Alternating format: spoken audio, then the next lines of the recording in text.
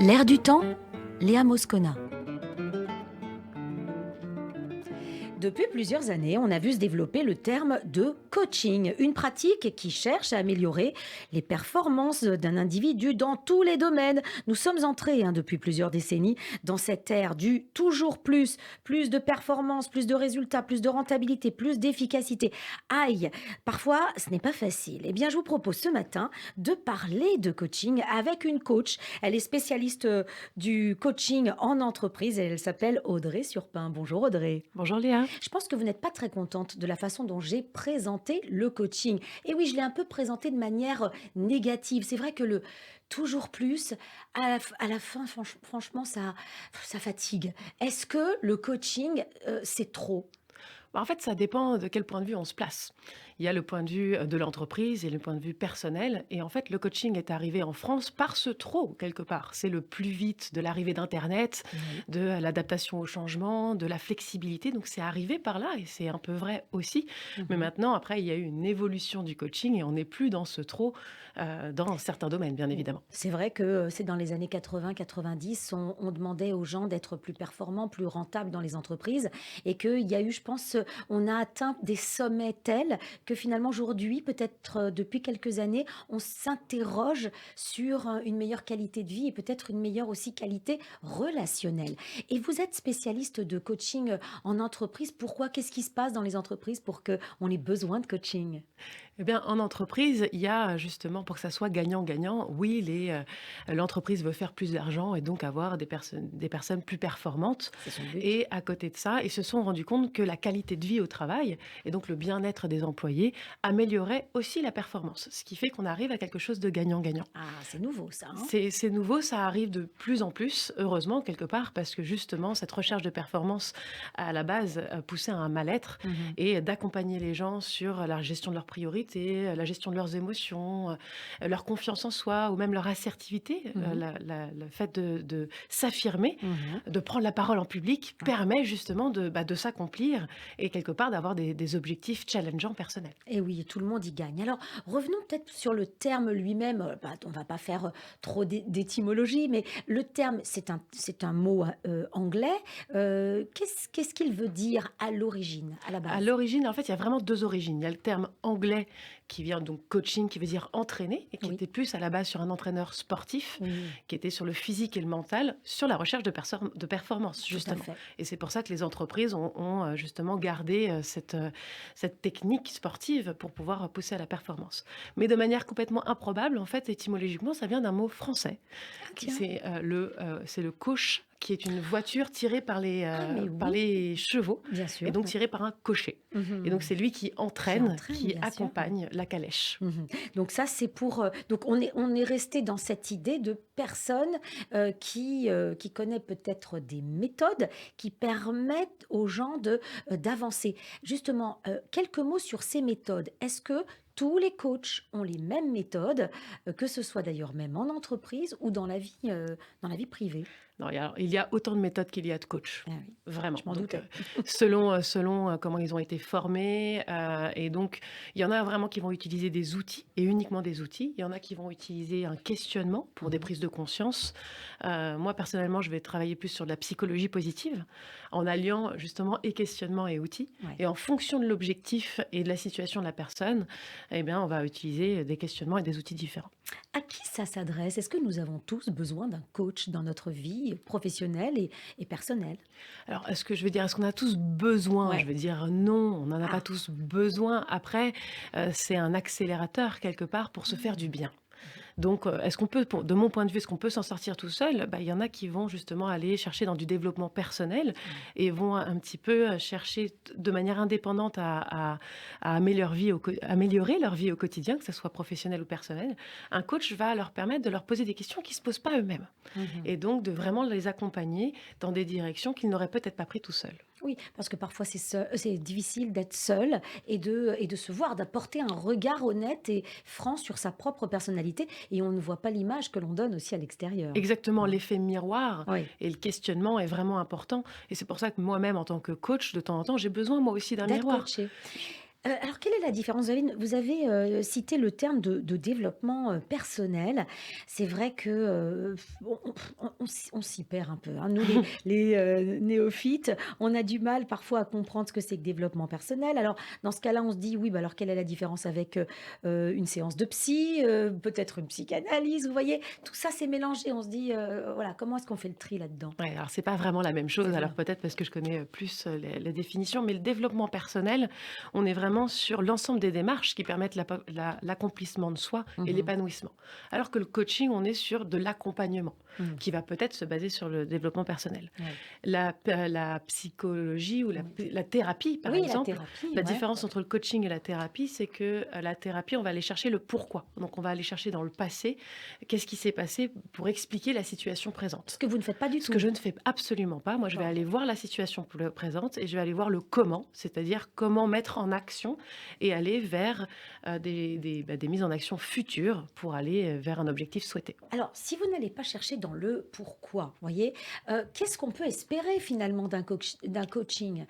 Est-ce que, on va espérer quelque chose de une transformation, en profondeur ou bien, juste une amélioration, pour une certaine activité X et quelque chose qui reste finalement superficiel? En fait, ça peut être en profondeur, mais d'une manière très différente de la psychothérapie. Mmh. Une psychothérapie peut durer des années et des Oui. années. Donc, on va vraiment sur la profondeur encore une fois, du pourquoi et de la compréhension. Et il y a Mmh. aussi un lien avec l'expert, le psychologue, pour pouvoir comprendre ces mécanismes. Dans le coaching, on est sur quelque chose de beaucoup plus ponctuel. Mmh.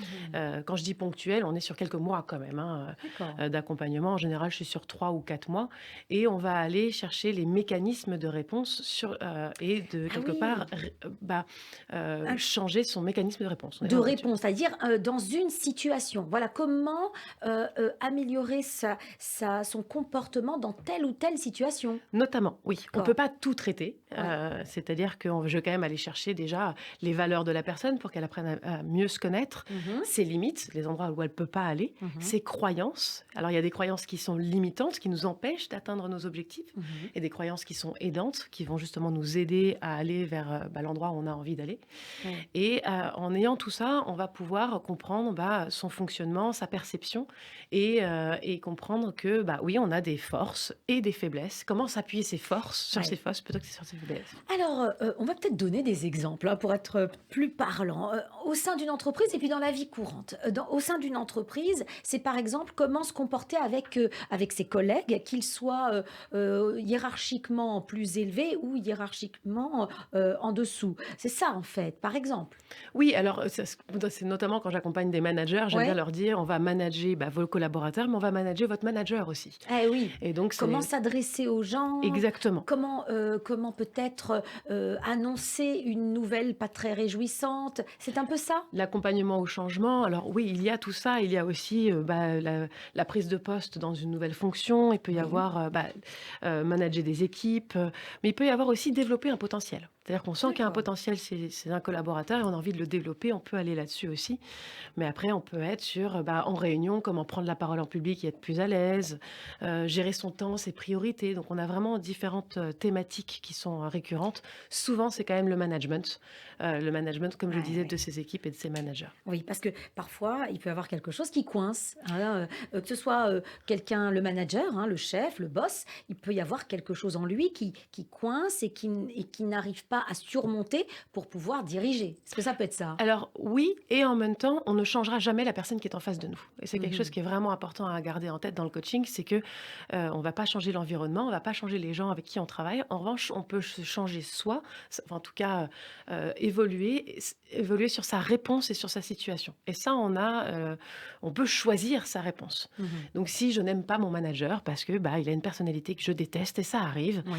eh bien je vais apprendre à changer mon comportement face à lui pour pouvoir créer des situations plus faciles Oui, plus au quotidien. facile, voilà, peut-être, plus respectueuse aussi, Alors, respectueuse, oui et non, parce qu'on va sur ce qu'on appelle de l'assertivité et l'affirmation de soi. mmh. Donc, c'est-à-dire qu'on va éviter d'être passif, mais on va éviter d'être agressif. On va Mmh. être dans le respect de la personne et le respect de soi aussi. Et c'est se trouver cet équilibre. Parce que de Mmh. temps en temps, on entend des personnes respectueuses parce que justement, elles vont se taire et Oui. ne pas dire ce qu'elles pensent. Et ça, c'est pas OK non plus parce qu'on se respecte. respecte pas soi-même. Alors là, vous en avez trop dit, là. Audrey Surpin, vous en avez trop dit. Vous êtes coach en entreprise, vous allez me donner des exemples. Bien sûr, pas de nom, mais donnez-nous des exemples en situation là, que vous avez vécu ces dernières années, où vous avez vu un employé se transformer ou transformer ses relations avec quelqu'un et finalement qui lui a permis de surmonter des situations difficiles. Est-ce que vous avez ça en tête? Oui, alors j'en ai beaucoup. Ouais. Notamment, en fait, je travaille énormément sur de la communication non violente, qu'on va notamment appeler de la communication bienveillante, Mhm. et comment ajuster son vocabulaire pour qu'il paraisse moins agressif. Parce que souvent, on dit la même chose, Ah oui. mais en choisissant ses mots, Oui. on va appréhender la situation différente. Style, je lui dis pas je veux. On parle toujours en je quand même. Ah On parle ouais. en je parce qu'on va parler de soi et non pas de on ou de nous. On ne sait pas qu'est-ce qui se cache là-dessous. Oui. Mais par exemple, au lieu de dire je ne suis pas d'accord, on Mhm. va pouvoir dire j'ai un avis qui est différent. Et pourtant, D'accord. on dit la même chose, mais on est moins dans l'opposition. C'est vrai. Et donc plus dans, OK, on va trouver une situation ensemble où on va pouvoir parler chacun de nos avis et trouver un troisième avis qui va être le nôtre, Mm. et de ne C'est pas rester en opposition. devenir diplomate, quoi. Hein, c'est un Quelque petit peu part, ça. c'est un Hein. petit peu ça. Et puis on intègre aussi, ce qui a été un petit peu difficile dans l'intégration en entreprise, la gestion des émotions. Mhm. Souvent on dit les émotions, enfin je l'ai souvent entendu, oui, mais les émotions, ça n'a pas la place en entreprise. Oui. Et grâce à l'arrivée de l'intelligence émotionnelle et l'entrée de l'intelligence émotionnelle en entreprise, on va notamment intégrer le fait que je vais parler d'une situation factuelle. Voilà, il s'est passé ça. Je me suis sentie de telle ou telle manière. Oui. Je me suis On peut sentie dire je me suis agressée. sentie blessée par ce que Exactement. vous avez fait. On peut Alors dire ça. pas par ce que vous avez fait Ah, quelque part, mais de manière très factuelle. C'est-à-dire, c'est d'accord. pas, je vais pas dire que je vais pas rester sur une opinion. Je vais différencier l'opinion et le factuel. Plus on Mhm. est factuel, plus tout le monde est d'accord, en fait, parce que c'est Oui, exactement ce qui s'est passé. c'est ça. Et il n'y a pas de jugement par rapport au factuel. Puis Mhm. après, on va émettre un sentiment qui est uniquement le nôtre. Je suis blessée, je suis mal à l'aise, je suis frustrée. Et Mhm. derrière, on va exprimer son besoin. De quoi j'ai besoin pour que cette situation s'améliore? Ouais. Et en général, je vais finir par proposer une question pour que ce soit la personne qui est mon interlocuteur qui va, quelque part, proposer une solution d'amélioration connaissant mon besoin. Mais parfois on a du mal à connaître ses propres besoins. C'est pour ça qu'on a besoin d'un coach? Oui et non, quelque part, ces besoins, c'est quelque part, le coach va vous permettre d'identifier déjà, de mettre en avant et en exergue vos besoins et Mhm. que c'est ça dont il faut parler et pas, justement son opinion parce que c'est stérile. On veut être constructif Ouais. et après, plus on travaille sur ses besoins, plus ça devient un réflexe. Ouais, vous dites constructif, c'est pour ça qu'il faut peut-être éviter aussi d'être accusateur. Exactement. Ouais. D'où le fait de rester sur du factuel et d'exprimer son sentiment sur le factuel et de ne pas rester sur une opinion qui va justement être agressive. Mhm. Et, par exemple, je vais plus vous dire si je suis blessée, c'est très différent de tu m'as blessée. Ah ben bien sûr, absolument. Donc il faut parler de soi surtout. Exactement. Alors tous ces conseils que vous donnez et qu'on comprend très bien dans le domaine professionnel, hein, pour s'adresser à ses chefs ou à d'autres, aux collègues en général, dans la vie privée, est-ce qu'ils sont adaptables? Je veux dire, quand vous dites on n'accuse pas, on parle de soi, on peut le faire par exemple avec ses enfants? Bien sûr, ses enfants, ses amis, son conjoint. J'ai des personnes que j'accompagne sur la communication non violente qui me disent ah merci, ça a amélioré mon couple. Ah ouais, C'était carrément. pas le but initial, mais souvent ça a ce lien-là. En fait, ce sont des réflexes qu'il faut acquérir et peut-être que ces réflexes deviennent après intègres. Parce que vous savez, si je récite une récitation, ça ne signifie pas forcément que je l'ai comprise, ça ne signifie pas forcément que je l'ai intégrée et que j'ai compris la poésie, par exemple. Complètement. Voyez, comment on fait pour passer de je suis un robot qui répète finalement une phrase que le coach m'a donnée et je suis capable, sans le coach maintenant, de me débrouiller dans la vie. Il y a la mise en action et la répétition. Ah C'est ouais, vraiment c'est ça. 2 choses qui sont vraiment très importantes. C'est-à-dire qu'au début, on est peut-être un petit peu mal à l'aise, mais comme quand on apprend une nouvelle danse, un nouveau, Oui, thème de piano, c'est vrai. ou un nouveau sport. Au Ou début, un c'est un petit rôle peu dans diffi une pièce, par ou le rôle exemple. dans une pièce. On arrive sur quelque chose où on est en apprentissage et donc c'est la répétition, de quelque chose que l'on sait qu'on a envie de répéter quelque part Ouais. et on va mettre en place notamment des rituels. des rituels. On a des rituels du matin qui vont nous Oui, permettre de bien commencer sa journée pour pouvoir commencer du bon pied. comme les vocalises, quoi. Quelque part, on est là-dessus. Mais après, quand on est sur du coaching personnel, on n'est pas sur les mêmes thématiques que sur celle en entreprise, même si on a de la gestion des émotions qui va être récurrente, gestion de son stress, de son anxiété, de ses peurs. Mais Oui. on peut avoir aussi envie de définir son objectif, d'avoir envie de voir comment je m'autorise à dire non, comment je vais équilibrer mes domaines de vie et passer peut-être justement un peu moins de temps au travail pour avoir une vie familiale ou une vie amicale plus équilibrée, Mhm. vivre plus sereinement. Donc on a des thématiques. Souvent j'ai des gens aussi qui disent tiens je ne vis pas la vie que j'ai vraiment envie. C'est vrai. Comment faire pour mettre ça en action? Donc c'est quelque part oser. Mhm. Oser, et donc on va accompagner petit pas par petit pas à oser une vie qui leur fait vraiment envie. Mais ça fait un peu peur ce que vous dites, Audrey Surpin. Je sais bien que vous êtes une professionnelle et que vous êtes une spécialiste, mais ce type de modification, j'ai envie de mettre un grand panneau, vous savez, rouge, Mmh. avec un point d'exclamation en disant Attention. attention, parce que ça risque de modifier en profondeur la vie des gens. Bah, la modification est équilibrée en fonction du niveau d'investissement et de mise en action qu'on souhaite mettre. Mhm. C'est-à-dire qu'il y a des personnes qui, s'investissent peu, mettent pas de plan d'action en marche et qui sont juste, j'ai envie de dire, sur des prises de conscience. Alors déjà, c'est énorme, hein, de Mhm. prendre conscience, mais qu'ils ne le mettent pas en action dans leur vie. Et là, on est pour moi sur un coaching qui est pas 100% réussi de mon point de vue. Mhm. C'est si on arrive réellement à mettre en action et à agir. Et après, selon les personnes, il y en a aussi des tout petits pas. Oui, oui, Et donc c'est quand même des actions modérées. Ça change pas dramatiquement leur oui, vie. oui, oui, Et il ouais. y en a qui vont vraiment faire des grands pas parce que en fait, il leur fallait juste un petit coup de pouce pour pouvoir complètement changer. Mhm. Donc là, ça va vraiment dépendre des personnes que j'accompagne et leur volonté d'avancer. Alors, vous allez nous dire comment se passe une séance. Alors, je rappelle quand même que vous êtes coach en entreprise, mais est-ce que vous avez aussi sur Internet, est-ce qu'on peut vous retrouver si on a besoin de vous dans le privé? Oui, Ah, ben, j'ai un oui, ben, c'est avec tout cabinet. ce qu'on vient de dire, là, les gens se disent, oui, mais moi, j'aimerais bien la connaître, à Audrey Surpin. J'ai un cabinet qui se Vous trouve avez à un cabinet. Antony et donc les D'accord. gens peuvent trouver mes coordonnées sur internet Audrey et Surpin Coaching, c'est coaching en bien ça. psychologie positive. Psychologie positive. Très bien. Alors, ça veut dire que là, comme vous avez un cabinet, donc vous recevez les gens, comment se passe concrètement une séance? Est-ce que, d'ailleurs, la première séance, on Ah, arrive, on est un petit peu pâteau, quoi. On se dit, qu'est-ce que je vais lui dire? bien sûr, la première séance c'est la plus importante parce que justement on va créer cette relation de confiance Oui. entre nous et je vais vraiment expliquer qu'est-ce que le coaching déjà et qu'est-ce que n'est pas le coaching pour pouvoir Oui. être sûr qu'on est sur les bonnes attentes. Parce que Et oui. justement en plus quand je suis coach en psychologie positive, de temps en temps les gens pensent que je suis psy, je suis pas psy du tout. Mhm. Donc je veux être sûr qu'on est sur les mêmes envies, mêmes attentes et les mêmes objectifs. Ça vous arrive parfois Ça m'est arrivé. d'avoir des gens qui disent, ah oui, mais je me suis trompée Alors pas je me suis de trompée, crèmerie. mais quand j'entends dans leur vocabulaire, moi j'ai des Ah doutes et je oui, réajuste en disant: «Attendez, moi je d'accord. suis pas psy». Fait: «Ah oui, oui, bien sûr», mais ils parlent quand même de psychologie, donc on sent que la Ah, c'est nuance est difficile. est Ouais. limite quelque part. Parce que la frontière est ténue quand même, Oui, hein, on est on bien est vraiment sur d'accord. Des choses une très sémantique très oui, précise. ouais, Peut-être que, j'y tiens énormément parce que ça pour moi, ça veut pas dire la même chose et pour d'autres, c'est similaire et je l'entends très bien bien. sûr. Mais c'est pour ça que dans cette première séance, j'explique réellement, ce qu'on va faire, comment va se passer l'accompagnement, donc qu'est-ce qu'un coaching? Mmh. Et puis après, leurs outils à eux, parce Ouais. que moi j'ai mes outils, mais je vais leur demander d'avoir un petit carnet sur Mmh. lequel ils vont écrire justement l'évolution de leur coaching. Donc ils vont avoir leur petit cahier, leur petit stylo, Oh, j'adore. et ça va leur permettre de faire les exercices, puisqu'il va y avoir des exercices en interséance, D'accord.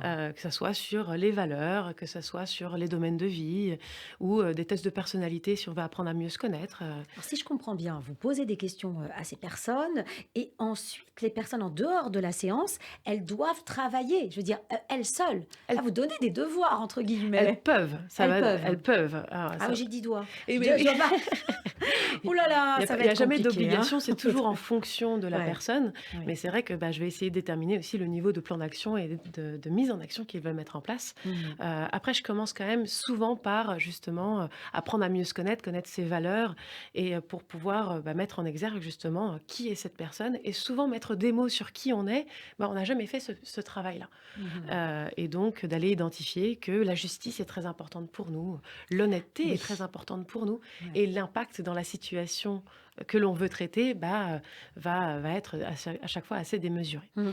Quand on vient vous voir, en tout cas, c'est pour régler on peut commencer peut-être par, une problématique, au sein du travail et on vient vous voir pour ça et puis finalement ça peut avoir des implications dans la vie, personnelle. Il y a des gens qui viennent me voir pour, Pour des situations professionnelles, d'autres qui oui? sont vraiment sur du personnel. Il y en a où D'accord. c'est vraiment, bah, tiens, j'ai envie de chercher du travail aussi, par exemple, D'accord, oui. ou créer mon entreprise. Ça reste du professionnel personnel, parce qu'on Oui, n'est pas oui, dans une oui. entreprise. Ouais. Après, on peut avoir bah, je manque de confiance en Oui. moi, j'arrive pas à gérer mes émotions, j'ai une mauvaise relation avec ma famille, comment améliorer mes relations, et cetera. Ça arrive aussi. Mmh.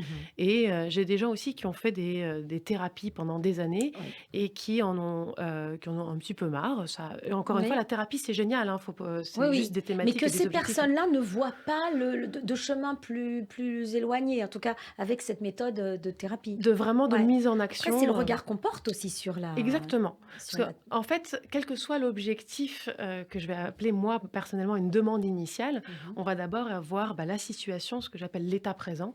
On va aller voir dans cet état présent, qu'est-ce qui se passe dans la situation du coaché? Et après, on va aller voir, ben, où est-ce qu'il a envie d'aller? Mmh. Son état désiré. Et quand on a défini son état désiré, c'est à ce moment-là qu'on va définir un objectif qui va être quantifiable, mesurable, réalisable, Ouais. déterminé dans le temps. Et quand on a cet objectif qui est déterminé dans le temps, on va aller poser des options possibles de réalisation. Donc là, quelque part, je m'amuse avec le coaché Ouais, parce ce qu'on sont est des vraiment. étapes, en fait, que vous proposez? Ce sont vraiment des étapes d'évolution et D'accord. des options. Donc les options, de temps en temps, je leur dis, si tout était possible, Oui. et même si vous aviez une baguette magique, qu'est-ce que vous pourriez faire? Donc si c'est pour pouvoir aller sur la Lune, pour pouvoir vous en sortir, c'est OK. Mmh. Mais parce qu'on est encore dans les étapes des options et on Mmh. va chercher toutes les options possibles. Souvent, ce sont les dernières options auxquelles on n'a pas encore pensé de manière spontanée qui vont être choisies. Mais ça, Ah, c'est c'est l'expérience qui donne ça. étonnant! Et je Ouais. les pousse, c'est-à-dire que, bon, ils ont trouvé 3, 4 options, ils disent: «Ah, c'est tout». Je fais: «Si vous deviez en trouver une autre?» Et je les pousse, c'est ça quelque part le coaching, c'est je propose pas forcément des solutions, Oui. mais je vais pousser à la personne à trouver des solutions supplémentaires. C'est un risque pour vous d'aller trop loin aussi vous devez veiller à pousser la personne comme vous le dites, mais pas à lui dire: «Voilà ce qui serait bien pour vous». Et ça, c'est la limite, Non? C'est la justement. limite. C'est la D'accord. limite. À partir du moment où un coach dit: «C'est ça qu'il faut faire», pour moi, il y a une entrave, Il y a un il y a quelque chose problème. qui ne va pas. La limite que moi je me suis, posée, parce que chacun, encore une fois, la déontologie, c'est-à-dire que, quand on est dans la recherche d'options, de temps en temps, je vais proposer des options supplémentaires pour voir si ça a du sens, par rapport à la personne.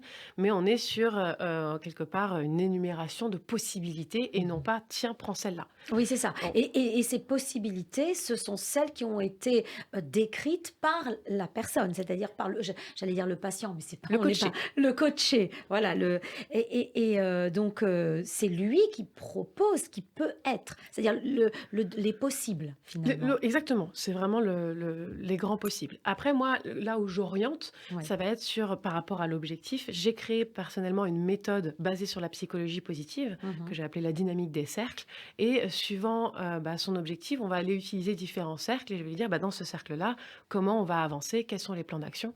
Et donc on va aller voir, le cercle des relations, bah, justement la connaissance de soi et les relations avec les autres. Mmh. On a un autre cercle qui est sur, bah, le moment vécu. Est-ce qu'on est sur bah, tiens, comment mieux vivre cette situation dans le moment présent? Oui. Ou lui donner du sens? Parce que ça peut aussi être, cette prise de recul. Justement, ces analyses, est-ce que l'analyse des situations problématiques, est-ce que ça permet justement de régler déjà? Est-ce que c'est un premier pas, d'analyser? Parce que on peut tourner en rond aussi dans les Oui, analyses, alors le but n'est hein. pas d'analyser, mais Ah, d'observer différemment. d'accord. C'est-à-dire qu'il y a une question qui chatouille souvent, dans une situation problématique, c'est: «Quel est l'avantage de cette situation?» Mmh.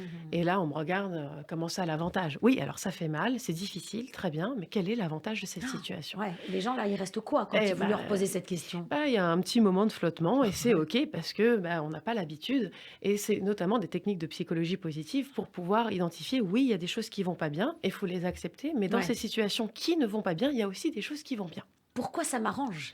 Et je l'ai peut-être pas toujours vu ça. C'est Exactement. bien ça. Et en changeant cette situation difficile, il y a aussi un pendant, quelque chose qui ne va pas fonctionner. Merci infiniment, Audrey Surpin. Je rappelle que vous êtes coach en entreprise, mais également vous avez un cabinet à Antony. Coach Audrey Surpin, c'est sur Antony, C'est hein. sûr, On Anthony. peut vous contacter très facilement et vous trouver sur Internet. Merci et à très bientôt sur notre antenne. À bientôt, Au merci. revoir. Au revoir.